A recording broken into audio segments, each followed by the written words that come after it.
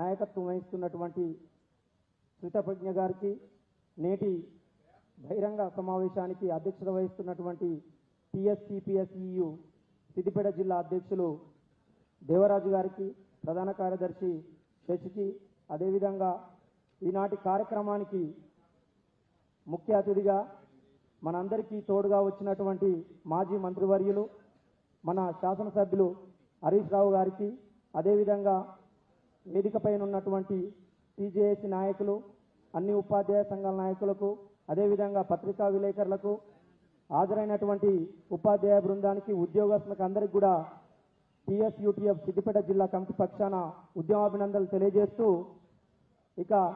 ఇక్కడ మనం ఉద్యమంలో 22 సంవత్సరాలుగా మనం ఉద్యమంలో ఉన్నామని చెప్పి ఇంతకుముందు దేవరాజ్ తెలియజేశాడు. మరి 22 సంవత్సరాల్లో అన్నీ కూడా మనం ఉద్యమాలతో సాధించుకున్నటువంటి అంశాలున్నాయి. ఈ ఉద్యమం నాకు తెలిసి చివరిగా ఈ తెలంగాణ రాష్ట్రంలో ఇదే చివరి ఉద్యమం అవుతుందనేది నేను ఆశాభావం వ్యక్తం చేస్తున్నా.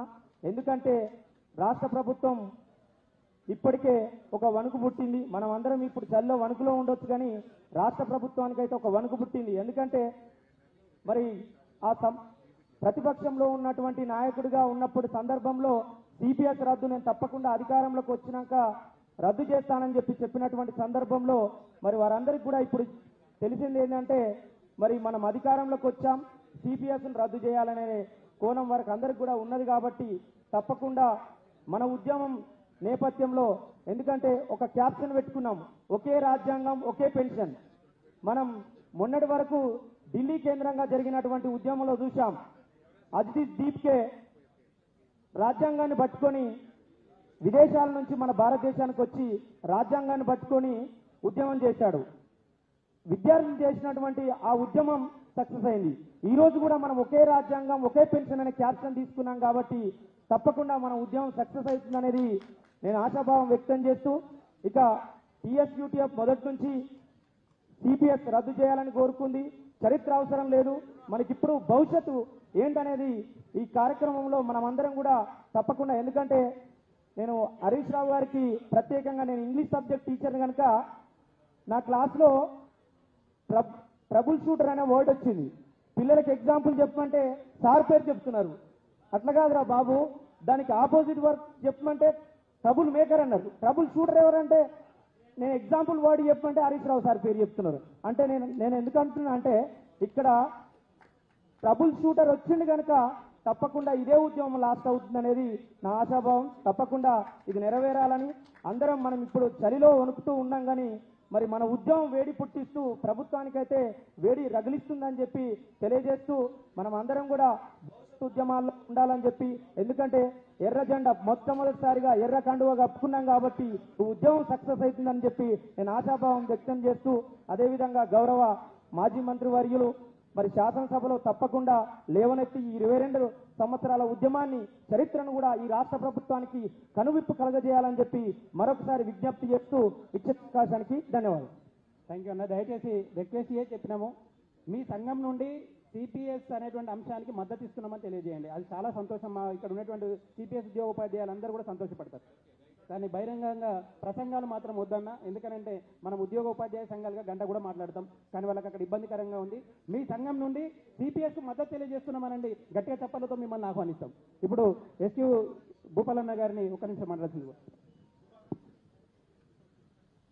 ఈనాడు సిపిఎస్ అంతము, ఓపీఎస్ పునరుద్ధరణ ధ్యేయంగా రాష్ట్ర మరి జనజాగరణ యాత్ర చేస్తున్నటువంటి సందర్భంలో సిద్దిపేటలో సమావేశానికి అధ్యక్షత వహిస్తున్నటువంటి సిద్దిపేట జిల్లా అధ్యక్షులు మరి దేవరాజు గారు, రాష్ట్రం నుంచి ముఖ్య అతిథిగా మరియు మన సిద్దిపేట జిల్లా ముద్దు బిడ్డ ముఖ్య అతిథిగా ఇచ్చేసినటువంటి మద్దతు ఇవ్వడం అంటే చాలా శుభ దినముగా భావిస్తూ మన హరీష్ అన్న గారికి, అలానే రాష్ట్ర అధ్యక్షులు శ్రీతప్రజ్ఞ గారికి, సోదర ఉపాధ్యాయ సంఘాల మిత్రులందరికీ, పాల్గొంటున్నటువంటి సిపిఎస్ మిత్రులందరికీ, మద్దతు ఇస్తున్నటువంటి ఉపాధ్యాయ ఉద్యోగ వర్గాలందరికీ కూడా ఎస్యూ జిల్లా శాఖ పక్షాన నమస్కారాలు తెలియజేస్తా ఉన్నాను.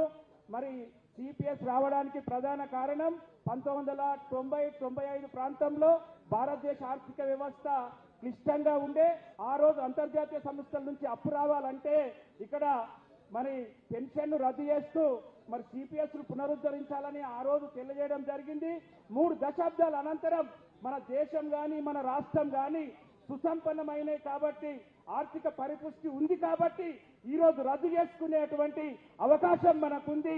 మరి పెద్దలందరూ దానిపైన దృష్టి పెట్టి దీన్ని పూర్తిగా తొలగించి అందరూ ఉద్యోగులకు ఒకే రాజ్యాంగం ఒకే పెన్షన్ను అందించాలని మరి మనస్ఫూర్తిగా కోరుతున్నాం.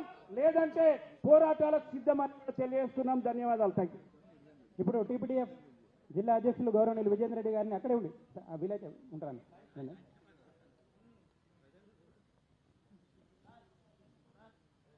సిపిఎస్ రద్దు, ఓపీఎస్ను పునరుద్ధరించాలని స్మితప్రజ్ఞ చేపట్టినటువంటి యొక్క జనజాగరణ యాత్ర సిద్దిపేటలో ప్రారంభించిన సందర్భంగా Telangana progress teacher federation Siddipet జిల్లా శాఖ తరఫున సంపూర్ణ మద్దతు తెలియజేస్తూ వారికి స్వాగతం తెలియజేస్తున్నాను. వేదిక మీద ఉన్నటువంటి మాజీ మంత్రివర్యులు, శాసనసభ్యులు శ్రీ తన్నీర్ హరీష్ రావు గారికి, వివిధ సంఘాల నాయకులందరికీ కూడా తెలంగాణ ప్రోగ్రెస్ టీచర్ సిద్దిపేట జిల్లా పక్షాన ఉద్యమం తెలియజేస్తున్నాను. మిత్రులారా, మనం ఇక్కడికి అడుక్కోవడానికి రాలేదు.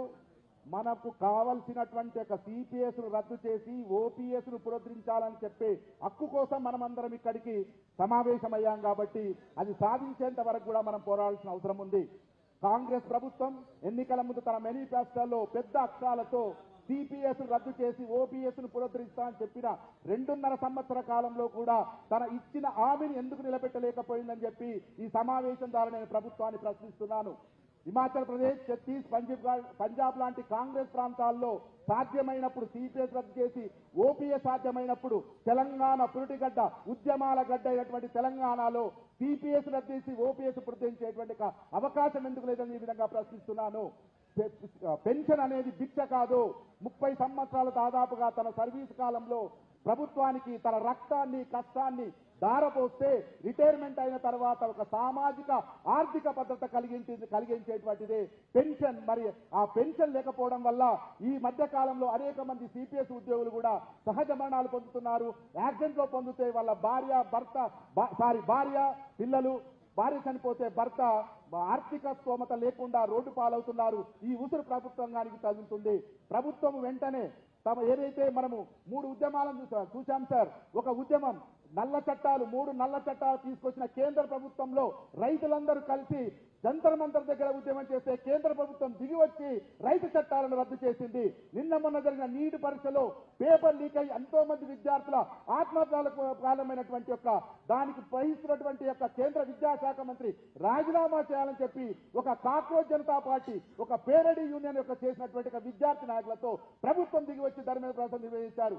తెలంగాణ ఉద్యమం మలిదశ ఉద్యమంలో తెలంగాణ వస్తరాదు అన్నప్పుడు సిద్దిపేట గడ్డగా ఉపాధ్యాయ ఉద్యోగులు హరీష్ రావు ఆధ్వర్యంలో మహాగర్జన చేస్తే ప్రభుత్వం దిగి వచ్చి మరి తెలంగాణను ఇచ్చింది. ఈ ఉద్యమాలన్నింటిని కూడా మనము ఒక హక్కుగా తీసుకొని ఖచ్చితంగా రాబో కాలంలో సిపిఎస్ రద్దు చేసి ఓపీఎస్ పొందించే విధంగా కృషి చేసి స్మితప్రజ్ఞ గారికి ఖచ్చితంగా చెలో హైదరాబాద్ కార్యక్రమానికి టీపీటీఎఫ్ సిద్దిపేట జిల్లా నుంచి ఓపీఎస్ సిపిఎస్ అధిగతంలో పెంచి దాన్ని విభజన చేస్తాం. కాబట్టి ఉపాధ్యాయుల ఉద్యోగత ఐక్యత వర్తిల్లాలి, సిపిఎస్ రద్దు కావాలి, ఓపీఎస్ పునరుద్ధరించాలి. జై ఓపీఎస్, జై టీపీటీఎఫ్. ధన్యవాదాలు సార్. ఇప్పుడు టీపీఐటీ నుంచి జనార్దన్ రెడ్డి సార్ గారిని రిక్వెస్ట్ సార్, ప్లీజ్ మద్దతు చేసేసి 1 నిమిషం అని చెప్పండి. ఈ జనజాగర యాత్రకు సభాధ్యక్షుడిగా వహిస్తున్నటువంటి దేవరాజు గారు మరియు ప్రధాన మన సిద్దిపేట మాజీ మంత్రి మళ్ళీ ఎమ్మెల్యే గారు హరీష్ రావు గారు మరియు నాతోటి సంఘ బాధ్యులందరికీ పిఐటియు తెలంగాణ జిల్లా శాఖ పక్షాన ఉద్యమ అభినందనలు తెలియజేస్తూ గాలిరెడ్డి హర్షవర్ధన్ రెడ్డి గారి నాయకత్వంలో శ్రీధర్భజ్ఞ గారు మేనిఫెస్టోలో సిపిఎస్ రద్దు చేస్తా అనేటువంటి అంశాన్ని పెట్టించడం జరిగింది. ఈ యొక్క కాంగ్రెస్ ప్రభుత్వము వచ్చిన తర్వాత ఈ రేవంత్ రెడ్డి గారి సర్కార్లో మా గాలిరెడ్డి హర్షవర్ధన్ రెడ్డి గారి నాయకత్వంలో ఖచ్చితంగా సిపిఎస్ రద్దు చేసే దిశగా ప్రయత్నం చేస్తామని చెప్పి మీ అందరికీ హామీ ఇస్తూ ఈ యొక్క అవకాశం ఇచ్చినటువంటి జిల్లా అధ్యక్షులకు నా యొక్క నమస్కారాలు. ధన్యవాదాలు సార్. ఎవరు ఏమనుకోకూడదు. ఎందుకనంటే మీ అందరి మద్దతుతోనే మీరు చూసినారు 10 సంవత్సరాల నుంచి సిపిఎస్ సంఘం అనేటువంటిది ప్రతి సంఘాన్ని మేము వెనక ఉండట్లేదు, మేము వెనుకుంటున్నాం, మిమ్మల్ని ముందటేస్తున్నామన్న. కాబట్టి అవకాశం ఇవ్వలేదని అన్యత ఎవరు భావించకండి. సార్ గారికి వేరే ఉంది కాబట్టి, మీటింగ్స్ ఉన్నాయి కాబట్టి వారిని వెళ్ళనివ్వాల్సినటువంటి అవసరం ఉంది. రిక్వెస్ట్ చేస్తున్నాం. ఇప్పుడు గౌరవనీయులు ఈ కార్యక్రమాన్ని మేము తీసుకుంటుండగానే రాష్ట్ర వ్యాప్తంగా జేఏసీ అనేటువంటిది ఎంత మద్దతు ఇస్తుందో లేదో మాకు తెలియదు, కానీ ఈరోజు జేఏసీ అనేటువంటిది మద్దతు కోరగానే ఈ కార్యక్రమానికి ఒప్పుకొని ఇన్ని సంఘాలను ఏకతాటిపైకి నడవడానికి కృషి చేసినటువంటి గౌరవనీయులు మా అన్నగారు అయినటువంటి జేఏసీ చైర్మన్ గ్యాదర్ పరమేశ్వర గారిని కార్యక్రమాన్ని ఉద్దేశించి ప్రసంగించాల్సిందిగా ఇన్వైట్ చేస్తున్నాను.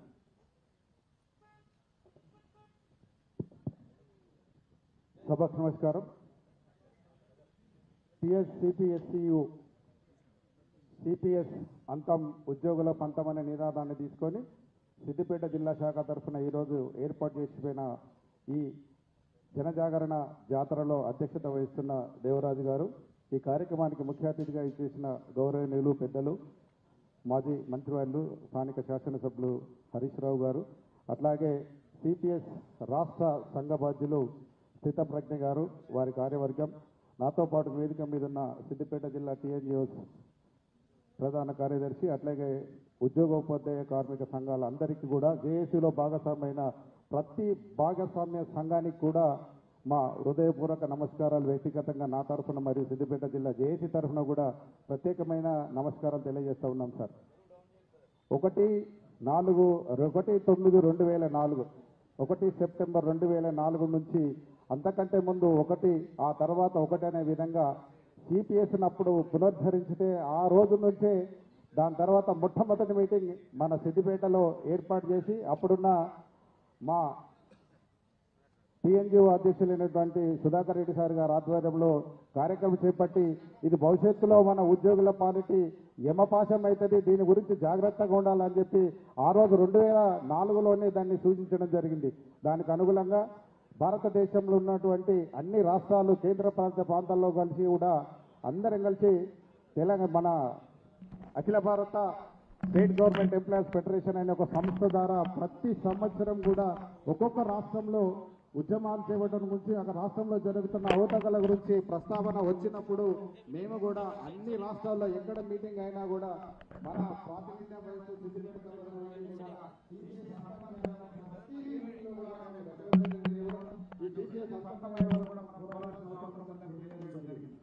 ముఖ్యంగా చెప్పాలంటే విషయం 2000